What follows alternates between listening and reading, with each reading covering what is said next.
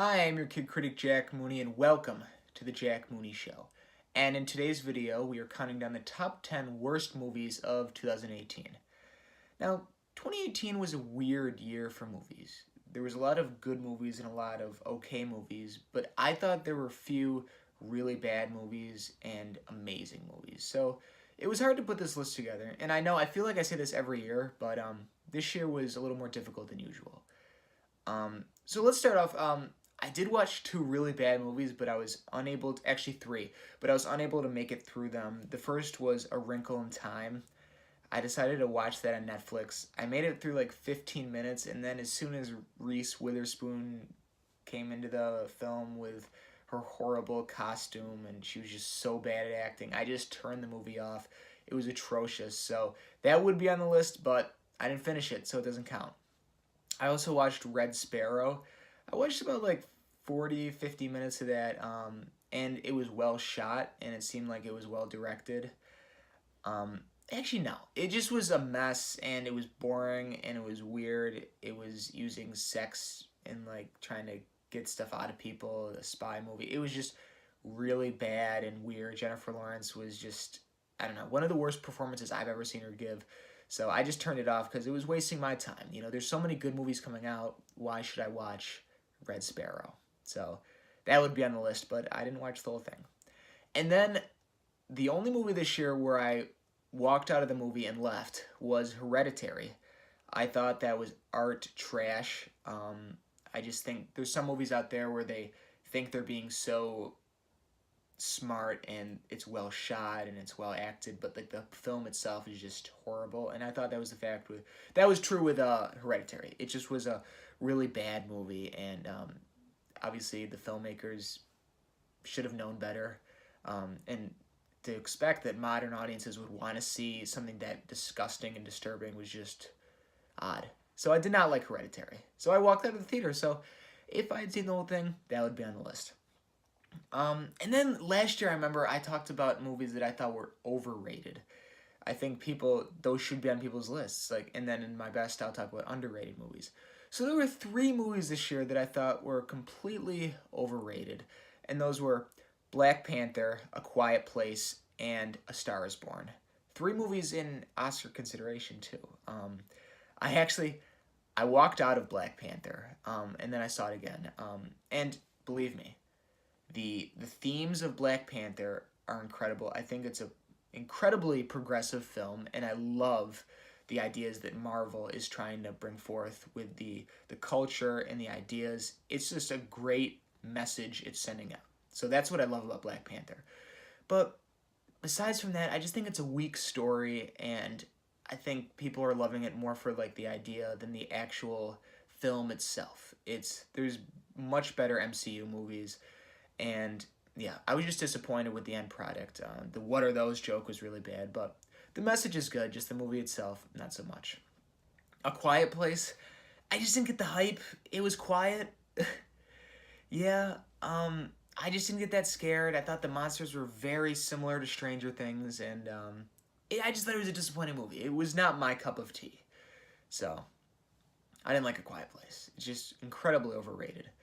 And then A Star Is Born.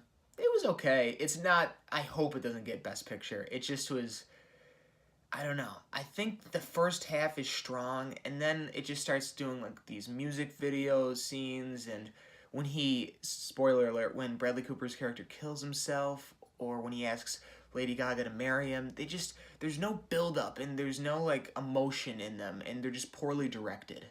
So I had issues with the second half of the film. Yeah, but for a first feature, Bradley Cooper did a fine job. I just think the movie itself, it shouldn't be getting the praise it's getting. So yeah. So now that we got those out of the way, let's start off with the top 10 worst movies of 2018. You probably already know my opinions on this film. I recently did a video on my rankings of the films in the DC universe. But yeah, number 10 goes to Aquaman, a very disappointing film. A film where the first half is pretty decent and not bad at all, just okay. And then as the film progresses, you realize that it's unfocused directing, it's lazy writing, the CGI gets worse and worse. And in usual DC fashion, the ending sucks. So that's Aquaman. I don't want to talk too much about it because I did just do a whole video on every film in the DCEU, but Aquaman is at number 10. Just probably one of the most disappointing movies I've seen this year. I expected more out of DC after the wonderful things I saw from Wonder Woman. So I really don't like this film. Some people do, but for me, it's one of the worst. So this is a film I saw the other night, and I saw it got mixed reviews, and I was interested to see it. So Vox Lux takes the spot for the ninth worst movie of the year, and the whole time I was like, "What the fuck?" It Natalie Portman is horrendous. She's overacting the whole time. The directing is lazy and unfocused. I don't know what the point of the movie was. I don't even really know what it was about. And this fits in the same category as Hereditary. It's art trash. It's like it may look good, but like, what's going on and what's the point? And I think the movie, the first third's fine, but as soon as Natalie Portman steps in and is screaming, and it's like, whoa, back off for a minute. This is just really bad. And the last 15 minutes is like a pop concert. It has no artistic narrative at all. The movie sucks and takes the ninth spot for the worst movie of the year. I hate Vox Lux. It is such a shame to put Fantastic Beasts: The Crimes of Grindelwald on the worst of the year list, but I just have to, because the movie really is that bad. If you remember, this was my most anticipated movie for 2018. And, I love the Harry Potter films. I love the Wizarding World of Harry Potter at Universal. I liked Cursed Child. And I even thought the first Fantastic Beasts was okay. And I was like, okay, that was okay. Let's do something even better. And with the addition of Hogwarts and all the Harry Potter Easter eggs in this one, I thought it was a guaranteed better film. But no, this is the worst in the universe, period. J.K. Rowling should not be writing these movies anymore alone. She should have her story, but no, she has no business in writing a screenplay. It was messy. There were so many plot holes. I had no idea what the fuck was going on in this movie. It just, and I hate to say this, but I didn't care. I've never not cared in a Harry Potter film, and I just gave up. It was so ridiculous. One of the stupidest films I've ever seen. And there were sparks throughout the film where I'm like, it could be good, but no. It's ridiculous. I don't see it. And you know what? They shouldn't even make a third one, because this ruined the Wizarding World for me. I hate this movie so much. You know it's a bad sign when you can barely remember what the movie was about. So yes, number 7 goes to Tomb Raider. Very forgettable, bland action movie. A failed attempt at a video game movie. And yeah, I doubt there will be any more Tomb Raider movies with Alicia Vikander coming out anytime in the future. Because who wants it to? What I do remember of the movie is it was trying to recreate the genius from Indiana Jones, but it had no business trying to do that. And the directing's messy. The script is as thin as a piece of paper, and that's one thing I hate about modern day film is there's so many action movies that are bland and have no heart and soul, and that is this movie. I went in hoping for a fun Sunday matinee, and it just brought down my day so much. I really don't like Tomb Raider. I don't think anybody else did, because you know what? It sucks, and it's a bad movie. Number 7 is Tomb Raider. They just need to be over with these stupid movies. And I think this is the last one, the last key, the last film. I'm hoping. But they just need to stop these trashy films. Not films, movies. Yeah, this is a movie, not a film. Yeah. Oof. This is a bad one. I've seen 2 or 3 of these, and this is no better than the rest. Maybe it may be worse. I just had such an unfortunate time seeing this in theaters. The fact that this is what filmmakers are making nowadays for audiences is just so sad, and that people are liking this. But people have their own right to like films. But if you like The Last Key, I don't know, my sympathy. Um, it just felt like a TV movie almost. It was just like there was no effort put into this film at all. Horrible effects, a ridiculous story. I saw it like almost a year ago, and I just remember having a very dreadful experience in the theater. Yeah, number 6 goes to Insidious: The Last Key. Wow, what a shame! What a shame that James Wan is making these horrible movies when The Conjuring was so good. Yeah, bad movie. You want to talk about a sad movie experience? Well, that's the Happy Time Murders, and that's the number 5 spot.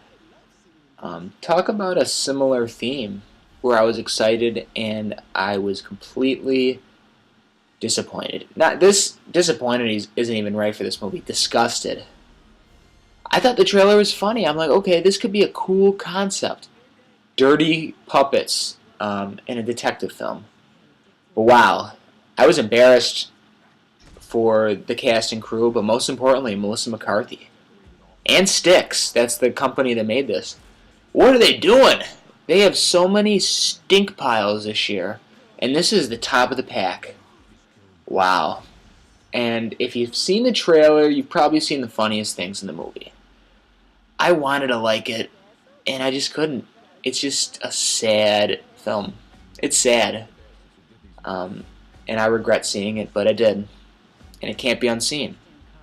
And that is why The Happy Time Murders is one of the worst of the year. You know, Paramount Pictures had a pretty strong year with the box office success of A Quiet Place. Overlord was a great B movie. Bumblebee was great, very similar to E.T. And then Mission Impossible Fallout was the best of the franchise. But then there's this movie, Johnny Knoxville, his latest movie since Bad Grandpa. And when I was telling my friends, I'm like, we gotta go see this. Bad Grandpa, Jackass. But whoa, was I wrong. It is atrocious and very embarrassing for Knoxville. And I thought it was going to be good because Pontius is back in it, but the jokes just don't land. And I mean, none of them. I don't think I laughed a single time in this movie. I don't know. It's confusing that this movie would even be made. And who's the audience, really? Like, how stupid can people be? The stunts aren't funny. They're not creative. It's just really a shame. How many body part jokes and fart jokes can you do?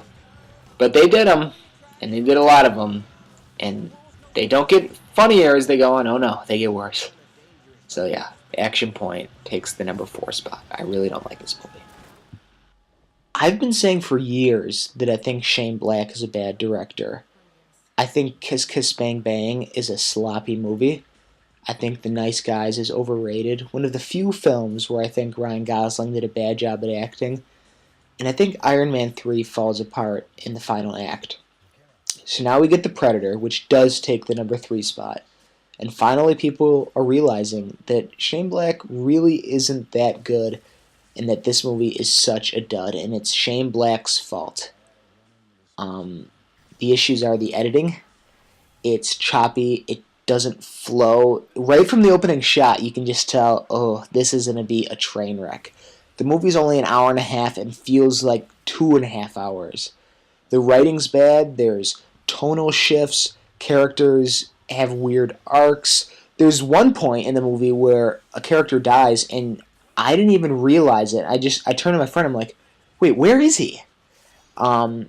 There's bad jokes. The humor is weird and all over the place. And yeah, it is Shane Black's fault. He has made an abysmal film, a movie that has no business being made, and it's just sad because there is the classic movie Predator, and now we're getting this embarrassment to the franchise. I just hate it when directors try to revamp something from the 80s or long ago, and it just fails. And this failed miserably. And it's Shane Black's fault. I'm sorry I keep saying that, but it is his fault. This movie just made me sad, and it just ruined my day. I hate The Predator. Such a bad movie. The 1517 to Paris almost got the number one spot. It's just a horrible movie. It's just really bad. Like, you think it's going to get better, but no, it gets worse. And it's Clint Eastwood's fault. He's just too old to be directing. He just did The Mule, which is fine. But it's still not great. But we're talking about this movie. This is just so bad. The first mistake, you shouldn't have the people from the real incident be in it. They're not trained. They're flat. They're just terrible at acting, and it doesn't add any depth to their stories in their arcs as characters. I think the movie's poorly edited too. It flows really weird. There's the first like 20 minutes of the film follow them as kids, the two leads, and it's so bad. That's when you're like, whoa, child actors are actually bad. Because we like with It or Super 8 or Stranger Things, there's lots of great child actors, but this shows that there's some bad ones out there. Yeah, just Clint Eastwood, poor directing. And then the big scene on the train, a story that deserves to be told, and it's just poorly shot. It flows weird. It just, I don't know. There's no payoff too. There's this big scene, and it only lasts like 5 minutes long. It's such an interesting story, and it just feels useless, which is such a shame. I really hated this movie. I wanted to like it, but Clint Eastwood just isn't good at directing. He just needs to stop. So, the 1517 in Paris gets the number 2 spot. So yes, that means that the number 1 worst movie of 2018 is The Meg. A movie that I was hoping I would have a lot of fun with, that it could be campy and I could turn my brain off and have some popcorn. But no, the movie is atrocious. And probably the 2 worst things about it are the screenplay and the CGI. Oh, and then a third, the acting. It just seemed like nobody cared. Movies are supposed to have heart and soul and to transport you to a different world or to make you feel different about the world. But this movie just made me want to go to sleep. It's just a mess. Like I was saying, the acting's terrible. Statham, who is so bad he's good in films like Fast and Furious, doesn't even have that charm here. He just comes across as not giving a shit. All the other actors are half-assing it. The directing, a theme that is similar with most of these movies, is lazy here. And the story, it's just bonkers. And the action, there's no point, there's no payoff. It's lazy. The CGI is just unwatchable. And similar to The Predator, I just got sad. I just was like, why am I paying to watch this? I really don't like The Meg. And there's some people who found enjoyment from it, but I just don't see it. It's such a mess. I hated every second of it. Definitely the worst movie of 2018, and I don't know if anything tops The Mummy from last year, but it was pretty damn close. So yeah, those are my worst movies of 2018. Hopefully you didn't see them. Coming next week will be my favorite movies of 2018. So keep on the lookout for that. Okay, I'm your kid critic Jack Mooney, and have a great day at the movies.